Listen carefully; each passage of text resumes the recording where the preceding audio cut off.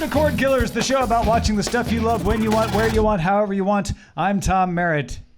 He's right next to me. Yeah, I'm Brian Brushwood. Also right next to me, one Bryce Castillo. Oh, hi, everybody. Yeah, we're doing something a little bit different. We all happen to be in L.A. because I got I live stabbed. here. Well, because you live here. And also we had a very special edition. Stabbed? He did get stabbed. Real thing. Wait, but you came here to get stabbed. Well, no. The scenic LA stabbings. Tom. Yes, but also to stab others. Stabbing tourism. I got stabbed by famous people, and then I stabbed Jason. So, right. But you didn't get stabbed and then end up in LA. It was an eternal cycle of violence, and I'm not proud of it. And here we are in your studio. I'm assuming I'll have to watch The Modern Rogue to figure out all yes, that you will. is. It's going to be great. Excellent. Well, if it sounds a little weird, that's why. If it looks a little weird, that's definitely why. Let's start off with our primary target.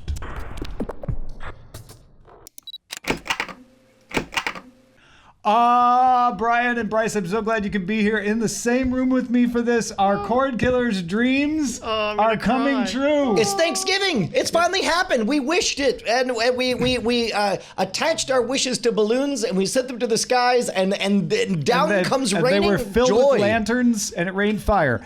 On this show, we have talked a lot about the comic series Locke Key being adapted for TV. In fact, its 8-year journey has coincided with frame the rate and duration of the Cordkillers show, quite yeah. well. We've talked a lot about Star Wars, obviously, and we've been watching Deadwood week to week as part of our sister show, Spoiler in Time. We have good news. Well, on all three. We have news. Yeah, we definitely have good, Exciting news. Mostly good news. Definitely exciting news. The Deadwood movie has been approved. Whee! HBO ended the series without a proper finale 12 years ago. Long enough that it was before we were doing a cord cutting show. Production begins on the movie in October with plans for a premiere in spring 2019. That's soon to start production. They must have a script. Yeah. David Milch. We talked about it, yeah. Sure. But here's my question. Is this going to be a widespread theatrical release, or is this going to be straight to HBO? No, it's HBO. Okay. Yeah. David It's Milch not is TV, writing, it's HBO. and Daniel Minahan, who did 4 episodes of Deadwood, is attached to direct. So Right on. Very cool. Yeah. Well, that's great in and of itself. So Tom. if they could just hurry up. No, to be honest, this But is we're it. going to finish watching Deadwood in in a month or two? September. Yeah. Be And- cool if they just finished the movie then, wrap it and we up. could then just watch it right on schedule. I feel like if we It'd be did really that, cool if they did that. I disagree, because I feel like if we did that, What could go wrong? we would not experience the tantric weight that everybody else has experienced. We need some analog of that gap, that 12-year span. We have to go So this hungry. is like our MP3 of Waiting to everyone else's full fidelity compact disc lossless recording of Waiting. Man, there are times I just wonder if we're even speaking the same language. Compression. Oh, I got it. Time compressed. Okay, all right, that makes sense. Bingo. Anyway, Deadwood movie coming. We're all excited. Netflix has officially ordered 10 episodes of Locke Key. What? Woo! Netflix, wasn't Hulu? It was supposed to be a Hulu. Here's the deal, yeah. Meredith Averill of The Good Wife will co-show run with Carlton Cuse, who did the pilot for Hulu. They're redeveloping the series and will recast, so it's not going to use any of the stuff shot for Hulu. Aaron Eli Colite, who worked on Star Trek Discovery, will executive produce and is rewriting the pilot, but with Joe Hill. So Joe Hill was involved in the Hulu one. He'll be involved in this as well. This will be, the third? I'm sure there are multiple iterations, but of course there was the original pilot. There was supposed to be a Fox thing that never went anywhere. Then there was this that was shot, and now they're throwing that out again. Now There's at least that many iterations. Traditionally, that can mean one of two things. It can mean that we are finally in for the quality that we deserve, or I believe the term is troubled production. Yeah, the other one is Cloverfield. Yeah, right? But at least with Netflix, we've seen them revive things before and take it to the field goal to finish off. It's these things interesting. at Start. Netflix has a dual reputation. If they do a movie, everyone assumes it sucks. Yeah. If they do a television show, everyone assumes it could be really good. So, and there's also chatterings that I've heard from friends. So I don't know what is in on and off the record, but I know sources say. sources.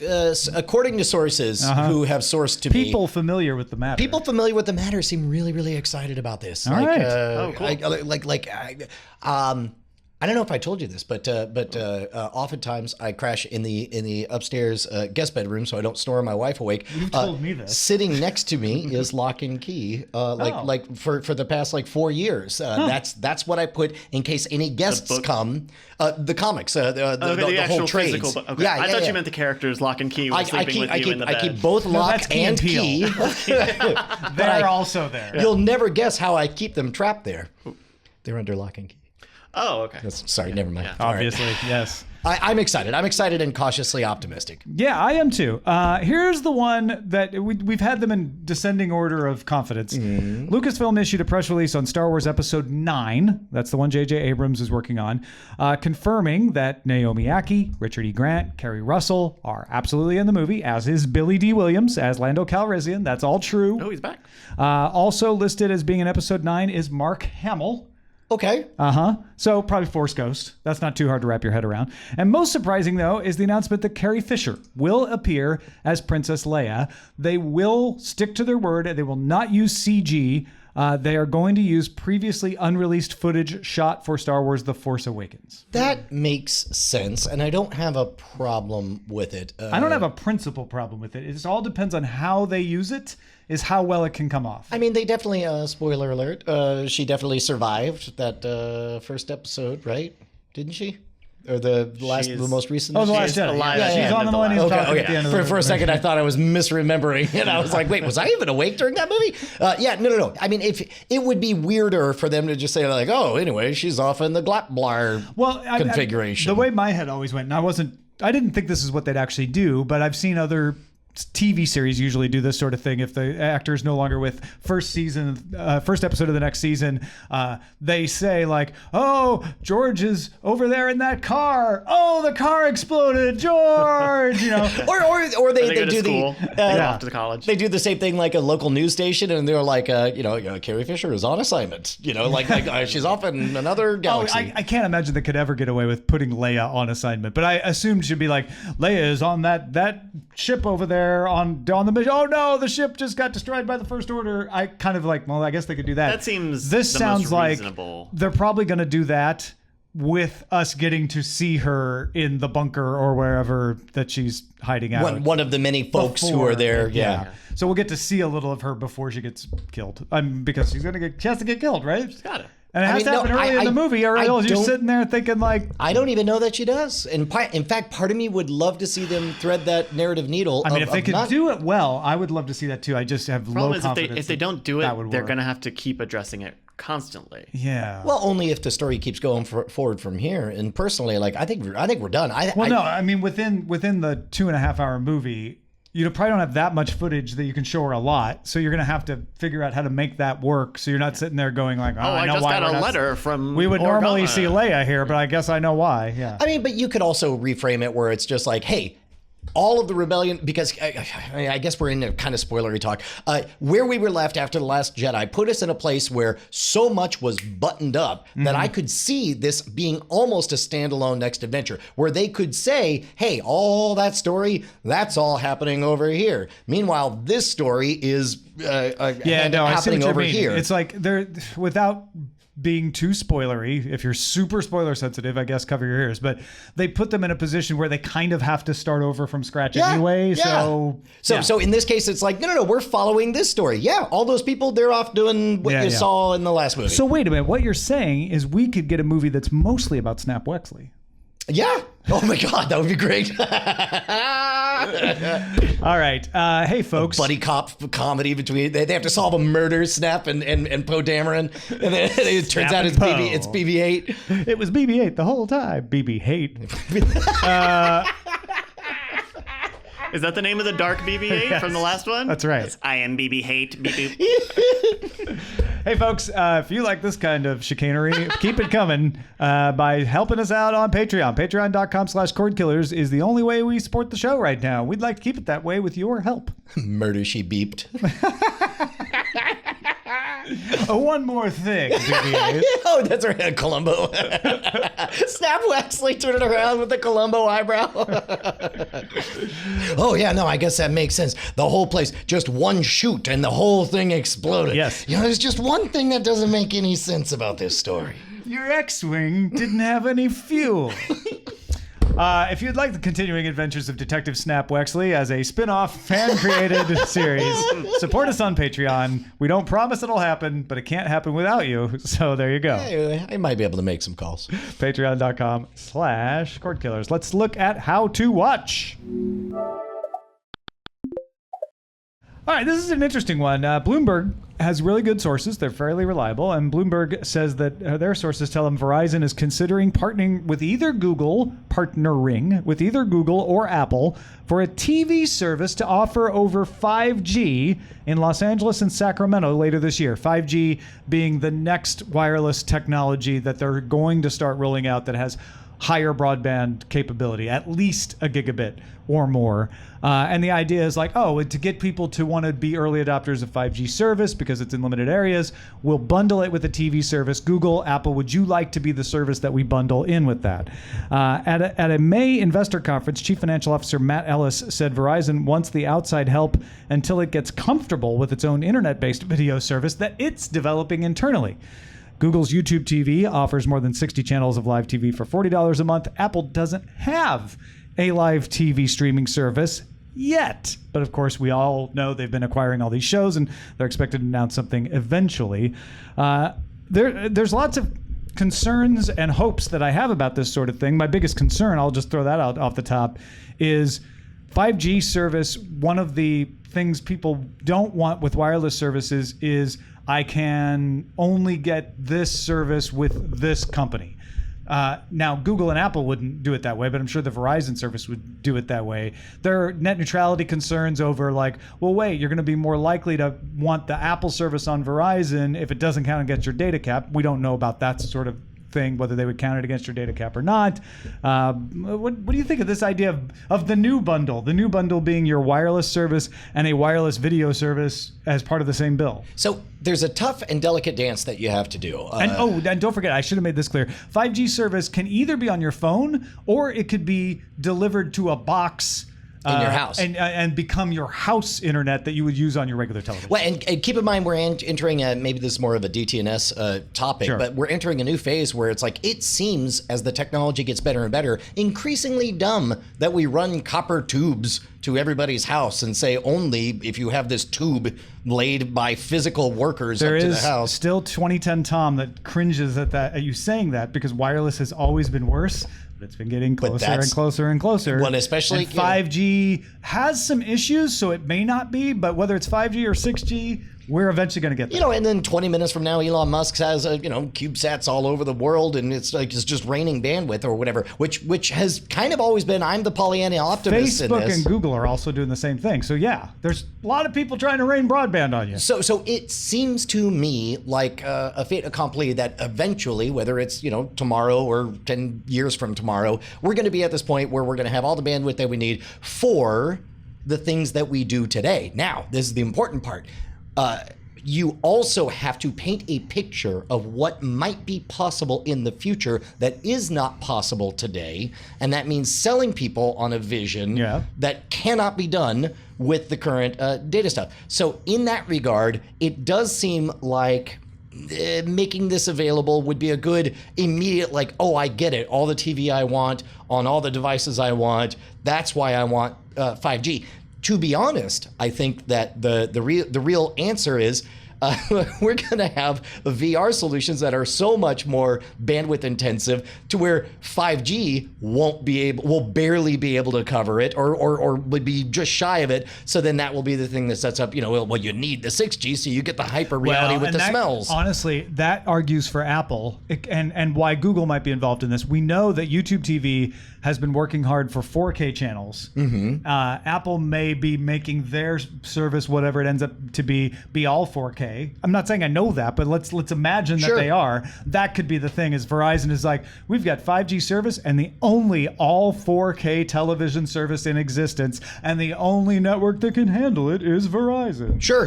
And understand, these people, they're all just manufacturing narratives. They're all trying to sell us on stories. By the way, that would be a lie if they said it was the only network that could handle it. Much like the 24-hour news cycle, forces this weird, perverse thing where news stories are pitched as though they're pilots for reality television narratives. I think that this kind of, oh, you're going to want the new thing, so you can do this new thing that you currently cannot do. Right. Somebody should take advantage of that reality show aspect of news for political advantage. Oh, Jesus. Hey, let's talk about what to watch in Under Surveillance. Not like real estate. It's all about location. Under surveillance. Most networks include projections for syndication when estimating the revenue they'll get from a series. Netflix has entered that game.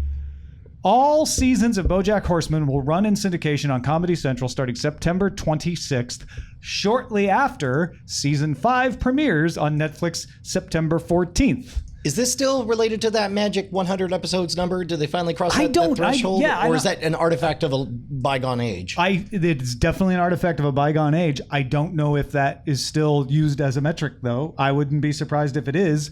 And you got 5 seasons. You got enough, to fit a time slot. Comedy Central is going to roll out Season 5. Yep. Like, it's going to premiere on Netflix, all of it on September 14th. I'm assuming Comedy Central just starts rolling them out one after the other until eventually they also get to Season 5. Yeah, but if it's in syndication, do you think they're doing week after week, or do they I think they're doing every night at 10? It seems like the thing they do lately is Futurama is on Tuesday, Wednesdays, Saturdays at 4 p.m. So it's probably something like that. Right on. Yeah. But I think this is a big milestone that we are seeing, the company the re-enter the old, like, we left you all behind, but we could still make money off you. Here, I got your explanation. So this is, it used to be that the real content engine was broadcast and cable television. And then once those became stale old leftovers, they got picked up by the likes of Hulu, Netflix, Amazon Prime. Now we are seeing the reversal of that, where the real content engine is on your Netflix. And then when they're old and stale, those leavings go. The day old bread shows up. Comedy Central is the microwave to Netflix's day old croissant. Okay. Yeah, you never microwaved day old bread? Nope. Oh yeah, fresh, like for 20 seconds, it's like it's brand new again. Really? Yeah, you have to eat it fast. Man, it makes it all rubbery though. After quickly. like a couple minutes, it makes it all gets rubbery. even harder. Yeah. After Okay. that, Yeah. It's a temporary fix. But hopefully not for Comedy Central. Apple TV. Welcome to Bread Talk. Hottest news. Bread cutters.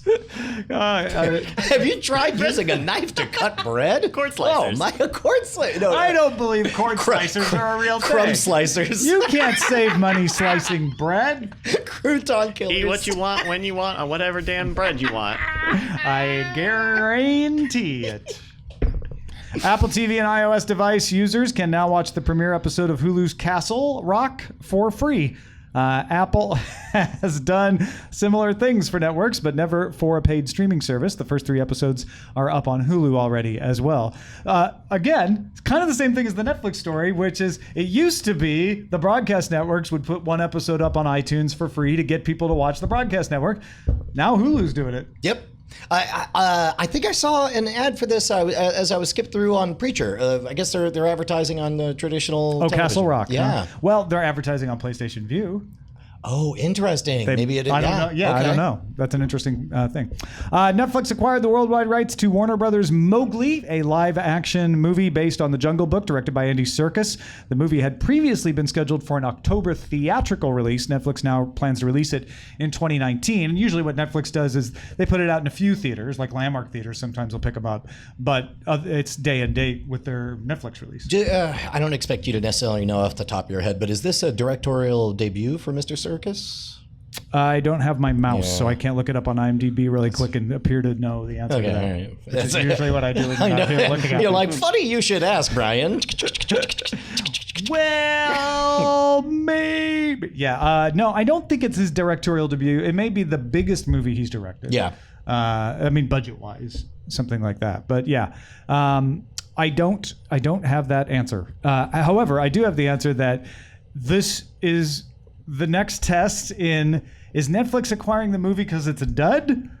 And it knows from its data that it'll be worth it? Or is it jumping on it because it's going to be a hit? Is it stealing something from Warner where Warner thinks it's going to be a dud and Netflix is like, oh no, this is going to be good. Don't you worry. Well, didn't they buy, Netflix did a very similar thing at the last minute But a with kids movie? Cloverfield. No, well, also with with Cloverfield. God Particle. But not Anne of Green Gables, but there was a child, The Little Prince. Oh, they bought The Little Prince like at the last. They bought second. the domestic rights for it. Okay, although yeah. it was in theaters internationally. Was The Little Prince any good? They also did it with Annihilation. It Oh, yeah. was Oh, in that's the right. theaters in Yeah. the U.S., but internationally it was on Netflix. I didn't see Little Prince. Yeah, I didn't either. Because it kind of, like, I saw the news, but it sort of... Also, I just remembered this is his third directorial effort, Mr. Circus. I don't know why I Oh, forgot you mean that. I was Breathe thinking, and The Ruins of Empire were the other ones, right? Well, I didn't want to call If you you're out. counting those. Yeah. Yeah. I mean, that's a TV movie, Ruins of Empire. Ooh, I'm glad you remembered that. Jogged my memory, too, when you did. All right, things premiering. Fear the Walking Dead returns August 12th for the second half of its 4th season. It has been renewed for a 5th season with 9 seasons of Walking Dead and 5 of Fear the Walking Dead. That's 14 seasons of Walking Dead. Oh my goodness! I wonder, do the dead, will they continue to walk? I fear they will. The living continue to die in surprising and frustrating ways? I don't know. I don't watch it. Me neither. I didn't think Fear the Walking Dead would catch on. I thought it was destined to be the Joey to It's hard to Walking imagine. Dead's It's been Cheers, 5 years or since Fear came out. Friends.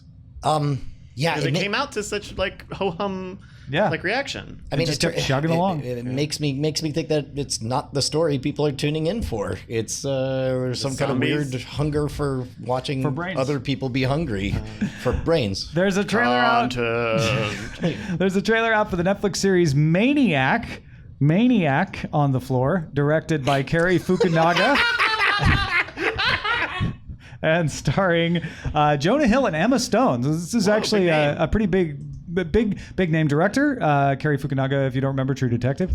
Patrick Somerville of The Leftovers is the showrunner and executive producer. It's a dark comedy about 2 people in a mysterious pharmaceutical trial. The IO9 story compared it to Legion. It arrives on Netflix September 21st. We should finish watching Legion. We really should. We should. That's our promise to you if you Well, back us on Patreon. We promise that we should. Yeah. Yeah, it's exactly what I right. said. That's right. Yeah. With less words. Amazon series The Romanovs from Mad Men creator Matthew Weiner will arrive October 12th. This is not about the historical Romanovs. It's an anthology series of 8 stories about people who believe they are descended from the Romanovs, the last Russian royal family. Oh, I was hoping it was like, the discarded Romans were the Romanovs. Yeah. Nope, not that either. Okay. I ordered some Romanoff from the late night TV. Waka waka. You ordered off TV? Yeah. Uh-huh. Okay, so you guys aren't interested in this, is what I'm getting. I don't know anything We're doing about our Russian best. history. Yeah, exactly. No, Sorry. that's fine. Well, the like- Romanovs were the czars. Okay. And they were shot by the communists and executed. But a couple of Oh, got it. ancillary So, relatives got away. I see. And there's a lot of people who claim to be descended from the descended. Romanovs. Oh. Some maybe, they all think some they're won't. like the Rosicrucians or whatever. Like, It's like, in the U.S. The closest analog I can think of that I'm familiar with is someone claiming they're a 16th Cherokee. okay. Maybe Okay. they are. That's- yeah. But a Sure. lot more people claim it than could be. Okay. So Got it. there's more people claiming they're a Romanov descendant than could possibly be. That That could be interesting, right? Like a not even heist, but like a liars series. It's a drama. It's a Okay. yeah. I mean, it's not a. It's just a. Bryce doing his best to be game. He was like, "Well, if it's a comedy, maybe it'll be great." Like, it's really not a comedy. And Bryce is like, "Well, then I've got nothing." All right, Netflix. How about this one? Netflix will launch The Chilling Adventures of Sabrina, a spinoff from the CW's Riverdale, on October 26th. So this is a Netflix exclusive. Yes, and that for that reason, you will not see any of the actors from Riverdale appearing on Sabrina, the Chilling Adventures of Sabrina. Do you guys watch Riverdale? Into Riverdale? Eileen does, so I've soaked up some of it.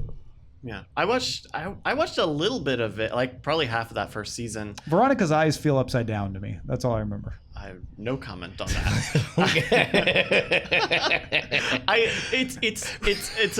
It's a very melodramatic show, which Right. I think was tough for me to watch long term. But I don't know. Maybe Sabrina will be interesting in a different bend. Man, that's tough. Oh, that's an interesting conundrum. Is it possible for me to get into a show that's a spinoff of another show Without getting into the original. Yeah. Yeah. Netflix hopes the answer is yes. Can you think of any examples where that happened for you, or? We've watched the spinoff. I mean, I think the most famous example might be like Frasier. Yeah, Frasier. Spinoff kind of. But having even its then, own I think tone. we were all familiar with Cheers. So I went, in fact, cordkillers@gmail.com. I'm sure there are examples of. I want to say there was a spinoff of the Mary Tyler Moore Show that I knew as a kid. Oh, yeah? That I didn't know was a spinoff of the Mary Tyler Moore Show. Mama's Family was a spinoff of All in The the Carol Family? Burnett Show. Yeah, it was But a I character watched spinoff. both of those. I want to say Alice was a spinoff of Mary Tyler Moore. Okay. But it was also based on a movie, so I don't know. All right. Here's some... we got lots of developments because the television critics meetings were this week. Netflix's VP of Original Content, Cindy Holland, told the Television Critics Association that the next season of Stranger Things will not arrive until next summer. Remember, we were wondering if it was going to come in October because that teaser? It ain't. It's coming next summer in order to, quote, deliver something bigger and better than they did last year, and so they really want to take the time to get it right. Is that them quietly between the lines saying like, yeah, no, we rushed it last time. We're not going to rush it this time. I mean, I see why that's where your brain goes. Like, nobody says things in these meetings that mean what the words say. Yeah. But what if this is the one time that it does? It could Like- be. All I know is that season 2 definitely felt rushed. And this sounds like a tacit acknowledgement of that. It could be. It could be. Netflix optioned the rights to Nike co-founder Phil Knight's memoir, Shoe Dog. That's the name of his memoir. The book will be adapted by the People vs. O.J. Simpson American Crime Story writers Scott Alexander and Larry Karaszewski. Man. So, if there's one thing I know less about than Russian history, It's shoes. Nike. yeah. Don't wear shoes, do you, hippie? I'm an Adidas man. Yeah, I mean, I don't know this bio either, but I'm sure, the O.J. Simpson crime story people could probably take the life of the guy who started. What I do know is he started with $50. That's the legend. Yep. He started with $50 and created Nike. Wow. Yeah. Okay. So he borrowed to riches story. borrowed It's a classic $50 from story. his dad, and you'll have to watch to find out if he ever gave it back. Coen Brothers' The Ballad of Buster Scruggs is no longer an anthology series of 6 episodes. It's a movie now. Oh. And it'll premiere at the Venice Film Festival. It's still going to have 6 stories in it, apparently, but it's just a movie. Can 6-part work. Yeah, like Shortcuts is a movie I like. That is that. Night on Earth is another one. Creep Show too. Creepshow's a good one. Yeah, it's tempting to try to read tea leaves, and I don't think there's any real information on this one, especially when it comes to the Coen brothers' fairly exemplary track record. It'll premiere at the Venice Film Festival, and then Netflix will premiere it on Netflix before the end of the year. Tim Blake Nelson is the star. If you don't remember, he is the titular Buster Scruggs, and Zoe Kazan, Liam Neeson, and Tom Waits are also in the movie. HBO confirmed it's moving forward with its Game of Thrones spinoff from Jane Goldman, tentatively now titled The Long Night. If you remember, this is following the time from the arrival of the First Men to the coming of the White Walkers. The pilot was originally scheduled to shoot in November with a 2020 release, but the shooting now may not happen until spring. They didn't say exactly why. All the other Game of Thrones spinoffs are now officially on the shelf, too. Remember, So we were wondering basically- if they were going to come with a bunch. Plan right now is no. That's probably a smart move. And honestly, I think I question whether or not we're in love with this world or just the pure alchemy magic of the characters and the writing and the simplicity of this particular story. I am in love with the world. I don't know how representative I am. Right. I am I'm the nerd who bought the book with the history. I'm the one who backs Secrets of the Citadel on Patreon and loves when they dig into all of the lore and everything. So this sounds incredibly interesting to me. From, if nothing, even if they presented it as like, here's a documentary of the first of the first men coming and the annals and all that, like I'd love that. I don't think that's what they're going to do, and that makes me wonder if they can tell a compelling story to get the people who don't like the stuff that I like. Did you ever listen to the Hardcore History parody that was all the Game of Thrones? Yeah, we had them on Sword and Laser. Actually, we talked to so those guys. good. Yeah, So it was good. really good. Anyway, Game of Thrones itself will return for its final season in the first half of 2019. Rafe Judkins shared the first page of the first Wheel of Time TV series script. Of course, the first page is just the title. So all you get out of it is that the episode is titled Leave Taking. That is also by chance the title of the 10th chapter of the first novel. So either they're covering 10 chapters in the first episode, which sounds like a lot when you're talking about Robert Jordan, or they're compressing some things and skipping some things. And don't forget, Amazon has ordered the pilot for The Wheel of Time. They have not yet ordered the full series. Wheel of Time, that's the one that's like 35 billion books long? Yes, It's or 34.7. Yeah, something okay, like that, give or take.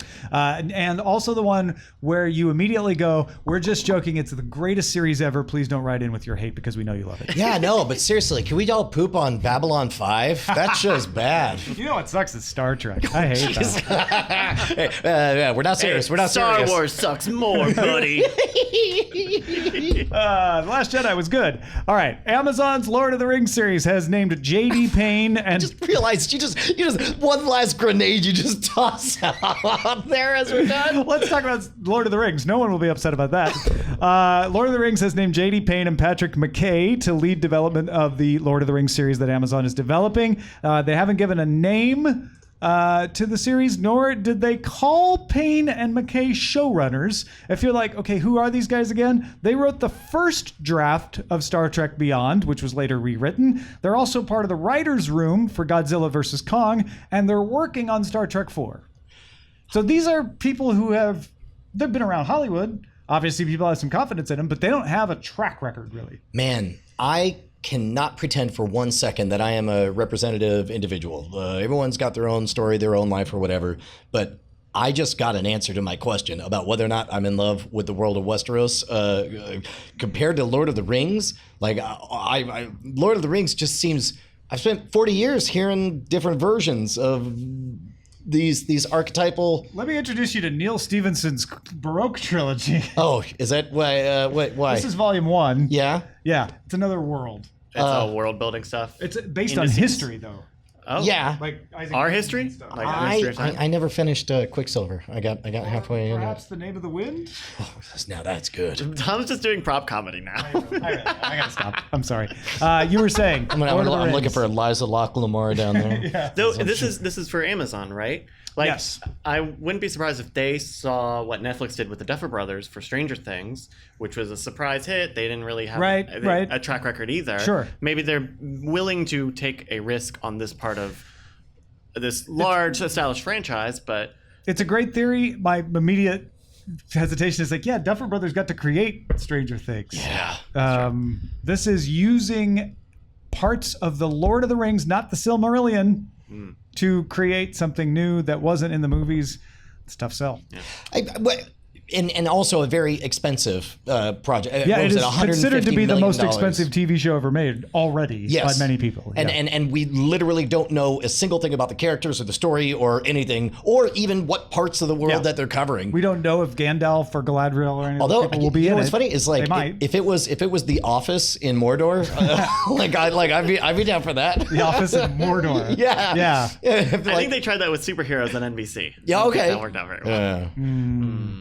Colony co-creator Ryan Condal is working on Amazon's Conan the Barbarian season as producer, writer, and showrunner. And Condal says they will adapt Robert E. Howard's short stories rather than new situations, which is what the movies have usually done.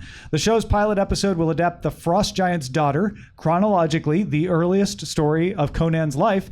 They're going to do connective tissue to make the episodes all fit together, but they're basically going to just use the stories as the episode themes. How do we feel about?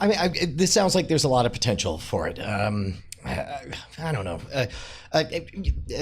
Too big a story for me to get into, but I just question, like, on the one hand, I love remix culture, but then on the other time, at other times, I fear that it just makes us, caught in an incestuous loop of God forbid anyone make because anything they're new. adapting. Yeah. And it's great that they're adapting the original, right? But Right. also it's kind of great that the movies that, were on cable when I was a kid were new stories. I guess what I would say is people have been doing just new Conan stories.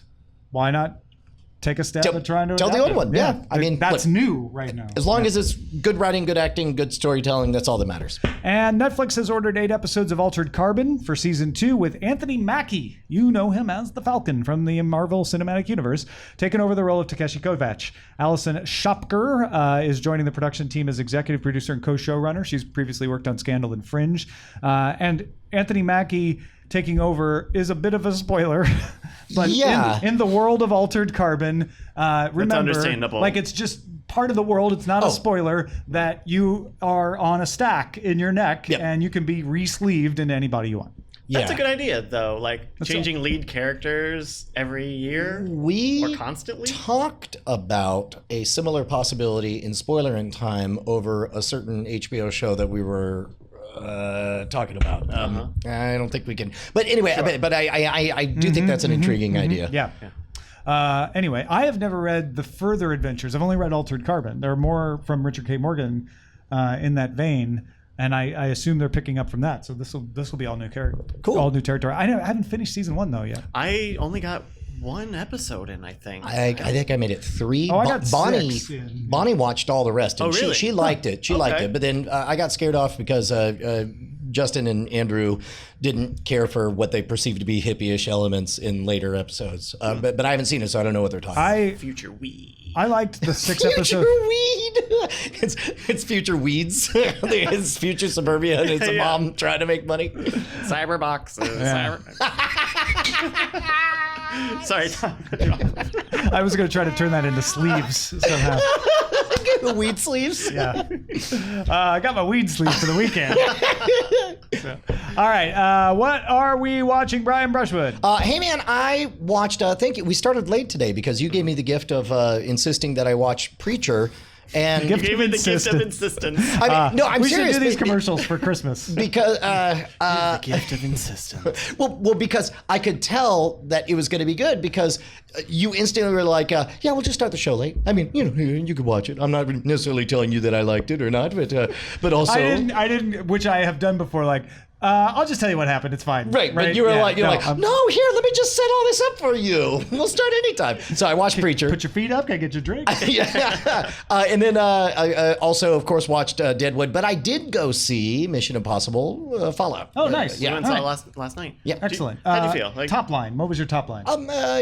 Top line is everything about it. It's possible to have everything be beautiful and everything well done, everything well acted, and somehow for me to not really care about anyone. Oh, wow. Okay. Yeah. This will be interesting because I thought it was amazing. Okay, great. Really? Well, maybe we'll talk about it spoiler. It's really interesting because I'm like, it's possible to do all the same things that you always do in these movies, and I totally expect them, and me still to think it's great. Yep. All right. We'll talk about it in spoiler time. Very cool. I watched Ozark. I started watching Ozark. Oh, you hadn't seen it yet? No, I had watched 3 episodes and then we fell off. And out of nowhere, Eileen, I bet somebody at work was talking about it or something, was like, we should watch Ozark. So we watched 2 more episodes this weekend. That's great. Do you like it more or less or about the same? About the same. Oh, interesting. Not in love with it. But I like it. Okay. Yeah.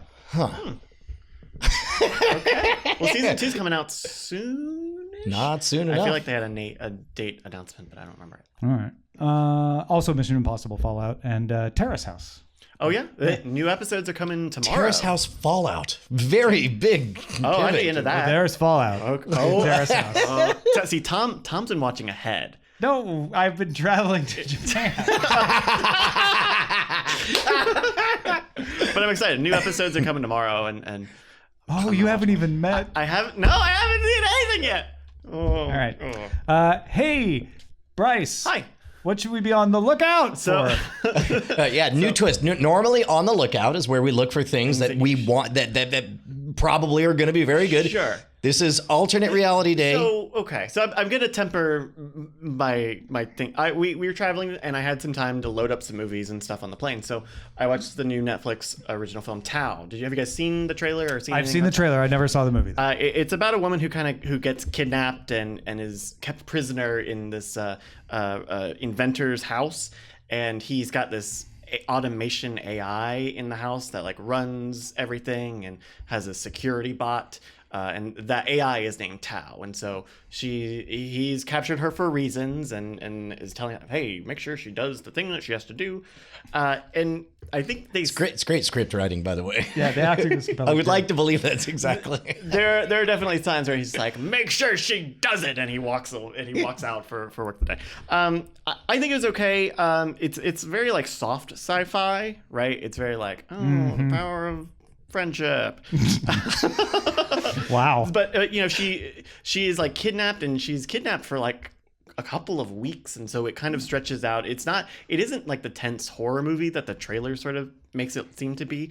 It tries to be a little more cerebral than that. I think if you wanted a really soft sci-fi movie or something that's not very heavy, kind of a lighter movie, I think you would like Tao. Okay.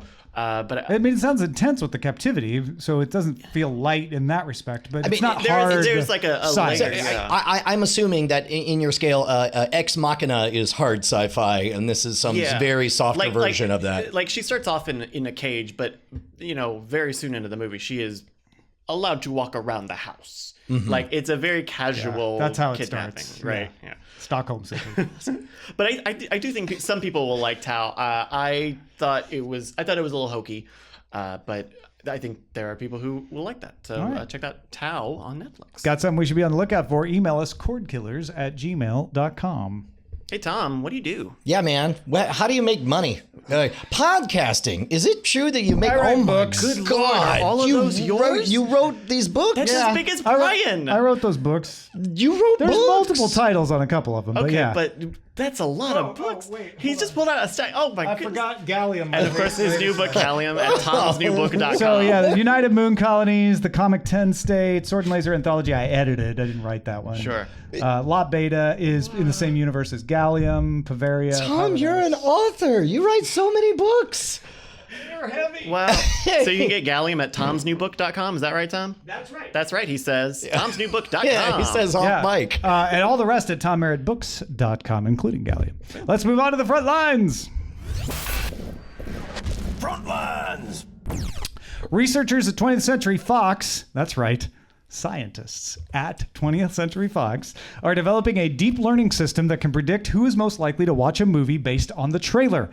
The AI was trained with hundreds of trailers and movie attendance data. So it'd start to make associations and learn, when we see these kinds of visual representations, it seems like these kind of people go to see that movie. It has had some success anticipating the performance of movies based on the trailer as well. So they just give it the trailer without the associated data and say, okay, infer what kind of people will go to this, and it matches up pretty well. It analyzes visual elements. So colors, faces, landscapes, lightings. It doesn't do temporal things, for example, like a car chase where the car explodes. Like it just sees that as white thing, white thing, white thing, big orange thing kind of stuff. But it's a way for them to tailor their trailers or tell what, try to predict this movie will bring in this kind of person. Trailers are kind of a formula. There is an industry of making There trailers. are multiple formulas, like, we do a romantic comedy trailer this way, we do an action comedy movie trailer this way. Yeah. There are two things. Number one, we could do an hour, and maybe it would be fun to just talk for an hour about the ethical implications of what this portends. Like down the road, how this is just another step forward to AIs sticking a needle in our brain and making us feel pure joy and happiness and contentment in a most efficient way. Separately, press pause on that. I cannot wait until these same algorithms are asked to make a trailer based on their best guesses of what people would like. Deep trailers, Yeah. deep movies. They're going to have gonna to be- learn the temporal stuff to do that. I would love to see that. That would be amazing. That'd be pretty cool. Yeah, this is, and this is far away from that, but it's still pretty interesting that they'll be able to, it could be used for making the trailers. It sounds from the study, though, that it's more about being able to anticipate who's going to show up. Right. Tying that to Yeah, demographics, not necessarily just composing a trailer. Amazon studio head Jennifer Salk. Swing and a miss. Announced that the company has, quote, set aside for now the practice of letting the public vote on Amazon Prime Video pilots. Instead, it will use internal testing and user data to make decisions about shows. The move is less about fan voting and more about avoiding the time and cost of making pilots. Salk also said the company's in the middle of a new interface for Prime Video that she says will be coming soon. I think that both their original move and this move are 100% right. When Amazon was in third place, you need to do something that empowers your viewers, makes them feel like they're part of a Even tribe. if they never vote. It just sticks in people's minds. Like, yeah. Did either of you guys vote on a trailer? I have. I've voted on a couple, not many. Okay. Right, But a couple. and I think in the early days that galvanized their fan base, also probably provided some kind of value, whether it be in the PR side of things or in the content creation side. But I think they have definitely matured past that. They are a solid number 2 service now, and as such, they should spend money the way the grown-ups do. What about the UI stuff? Do you like the Amazon Prime UI? Because I hate it. Oh, really? I hate the Amazon Video. No, I just. How do you watch it? on consoles. Oh, And it's yeah. See, I do it on the the things computer. I don't like are things that I hope that they change, but they're fundamental things, right? Like skipping through video. you click, but it's like it's a rate. You go 2 times, 4 times, to 8 times, and it's like I just want to skip 10 seconds. No, they need Things like entirely new interface for TV. and also breaking out seasons as like separate titles. I hate that. They just should be like Netflix does it. You use a desktop, it's not so bad. Good for you. Oh, la-di-da. Well, hello, Mr. Fancy Pants. Well, and also I want to differ with you. Well, I don't even know if it's differing. It's just additional on the reason that they're dropping the pilots. I think it's more that they had no data when they started doing this. Right. And so having people vote on pilots was a way to get data. But and now now, they have. from what Salk said, if I'm understanding her right, she's like, yeah, we got plenty of data. We don't need to waste money making pilots just to gather data. It's cheaper to do what Netflix does, which is we just order a season of a thing because we know Because we that can kind tell of that's show what is they going to want. work. Yeah. Viacom has acquired Awesomeness TV, the YouTube channel that has grown into a full TV production arm. Awesomeness TV will help Viacom reach younger viewers that have moved on from its channels like Nickelodeon. So they're just kind of plugging the gap where some of the younger viewers are going to watch YouTube. Yeah. Disney and 21st Century Fox shareholders both voted to approve the sale for most of Fox's assets to Disney. What's left will become New Fox, which will include... Wait, is that like New Coke? It is like New Coke. All right, New Fox, which will include Fox Broadcasting, More Sugar, and Fox's TV station group, Fox Sports and Fox News. Disney already received U.S. approval in exchange for agreeing to divest itself of the regional sports networks within 90 days of the sale. Disney still needs approval from a handful of international regulators before it can close the deal in the first half of 2019. Yeah. So the love triangle's over. I know, but also I'm kind of sad now because I just realized I've been cheering for more global conglomerate world domination just because I want better Spider-Man movies. Well, Spider-Man's Sony, so you wouldn't get better Spider-Man. Sorry. Fox Fantastic Four. Yeah. X-Men. You know what? I'm back on board. Fantastic Four still has not gotten the love that it deserves. Well, MoviePass. Oh, MoviePass. MoviePass's service was unable to process ticket requests Thursday. Yes, we know, but let's just start with Thursday. On Thursday, it was because MoviePass hadn't paid the company that processes its payments. Parent company Helios and Matheson borrowed $6 million to pay that company and get everything working again. However, everything didn't really get working again. And MoviePass blamed technical issues for continued outages, as well as high surge pricing over the weekend.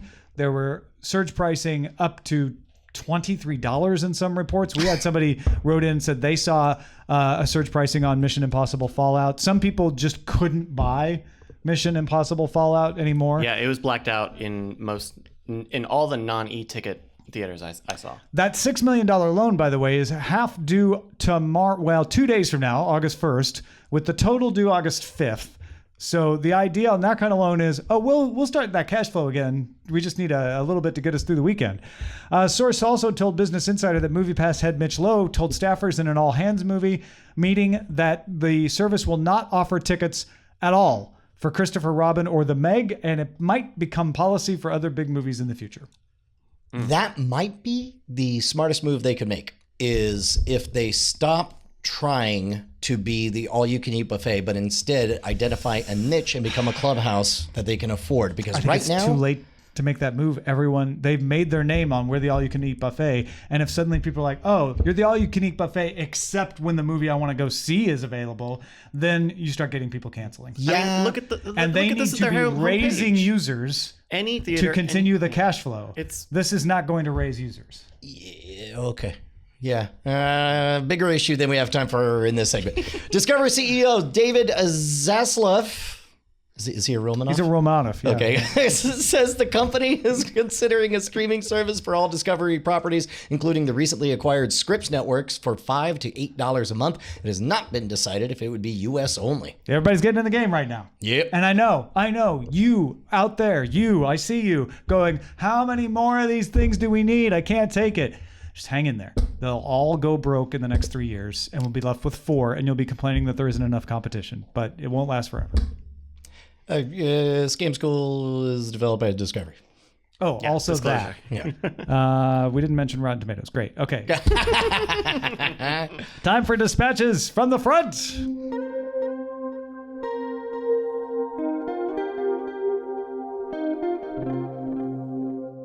Hey, Cordkillers, writes Amar Payton, our barber is currently having money troubles. I'm sorry to hear that. And as he was discussing it, he mentioned that he has cable and was getting it charged $80 a month for it. We told him about streaming services, but he said he'd gotten his wife what seems to be a loaded Fire Stick. We don't mean a gun. We mean A drunken gun is a loaded Fire Stick. Fire TV stick that has been modified to be able to take advantage of pirating services, usually is what that means, which he claims he got from Walmart. Okay. He says with this device, his wife can watch anything she wants for free. We tried to explain that it's piracy and illegal, but he still doesn't see benefits of subscription over free venues. Now, currently, he's not using the Fire Stick because he lives in another house, but I can't convince him to switch from cable and piracy to something like Sling or PlayStation Vue. I think Brian once called himself a proud pirate. What convinced you to switch to more legitimate alternatives to cable and satellite, Brian? Man, it's tough because this is actually, to be honest, this is an answer that I continue to explore. Part of it, most certainly, was becoming a more public figure, being on a show called Framerun. I was like, oh, I can't possibly continue to justify being a pirate and also being a person in public because this stuff comes back to bite you in the ass. Part of it also is almost certainly, turns out when you age 20 years, you make a little bit more disposable income and you're in a position where you're able to pay, $3 per episode of The Walking Dead or whatever. I think, though, what I would like to believe is the biggest part is that it's just there are, number one, Tom, we were talking about this before the show. The first thing you said after I pointed this to you is you're like, yeah, that thing won't work in like 20 minutes. I'm sure it feels really good. Yeah. In general, that experience tends to be... You have to be willing to do a lot of bug squashing and troubleshooting to keep those things running and be careful of malware, which can crop up easily. And that's the other thing is that, all the myths and legends of all the challenges with the malware, they're true. That reputation does not come unearned. It really is. And so here's the thing is the scene benefit is you spend $80 and you get a magic device and you feel the very real feeling of I've stolen the keys to the kingdom. I could go anywhere or do anything. The problem is that is a lie. And there are aspects to it that aren't so fun when everything gets infected and your kids' photos are held for ransomware or whatever. So that's the unseen detriment. There is a cost that balances everything out. And what your barber is experiencing and what I used to experience is the euphoric scene benefit while being ignorant of all the unseen detriments. Yeah. My personal most recent experience with this was cracked software. When I was living in Austin, making $12,000 a year, I used cracked software. Yeah.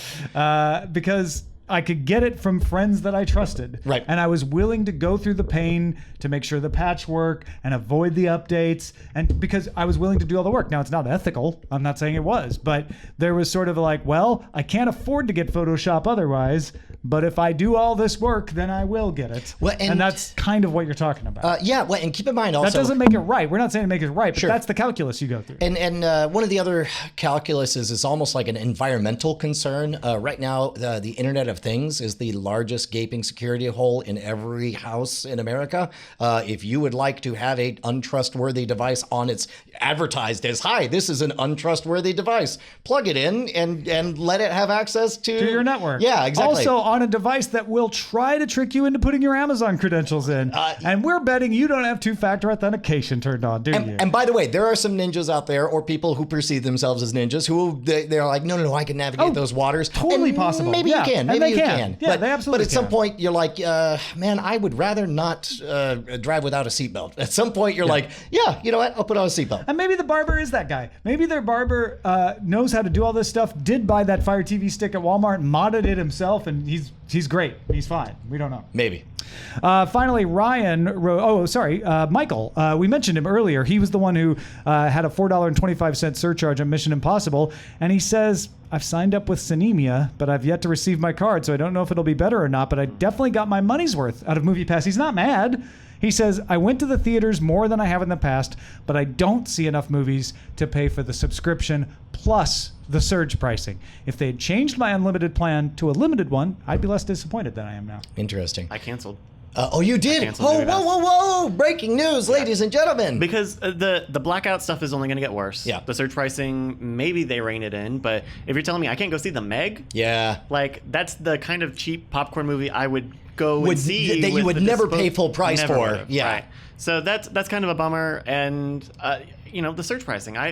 There are so many reports out there of people who are like getting surge pricing on showings that are completely empty, and they're in the middle of the week, in the middle of the day, and it's like that's clearly not worked out right. And so I'm gonna forget when my billing cycle is up in 3 weeks. So I'm calling it. Canceled it now. Yeah. And Ryan writes in saying, with regards to our recent discussion of the I Feel Lucky button on Netflix, he says, am I the only one that remembers or experienced the You Don't Know Jack style suggestion engine that was briefly available? You could select the option from your content menu. It would launch into a fake cheesy game show setting complete with a very cookie-like announcer. That's probably because it was made by Jellyvision, now Jackbox Games. It would ask a series of questions. Are you in the mood for comedy or drama, etc., and offer choices on the screen. And after 3 or 4 questions, it would present you with a single recommendation based on your answers and prior watch history. I loved it. I thought it was fun. Clever way to solve the all too familiar sensation of just freezing because Netflix has too many choices and you don't know what you want to watch. No, Ryan, you're not the only one who remembers. Thanks for jogging our memory on that. That was a cool little thing, and I'm sorry number of keep at people. it. I never experienced it. I never encountered it in the wild. It was mostly on the consoles. It was mostly on the PS3. Okay. And so if you were watching on a computer a lot, or And you could maybe on make another it come up too. Yeah.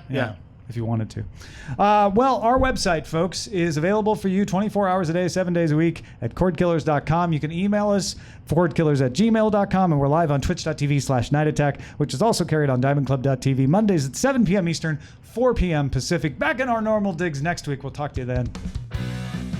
Hey guys, Brian and Tom here, and it's just the same old message at the end of the credits, just like always. That's right, Brian. Nothing new here except your name showing up. Oh my gosh, because I've you got a just name. supported us on Patreon. Yeah, all those $5 donors, look at that. That's your name in pixels. We're gonna make you famous, kid.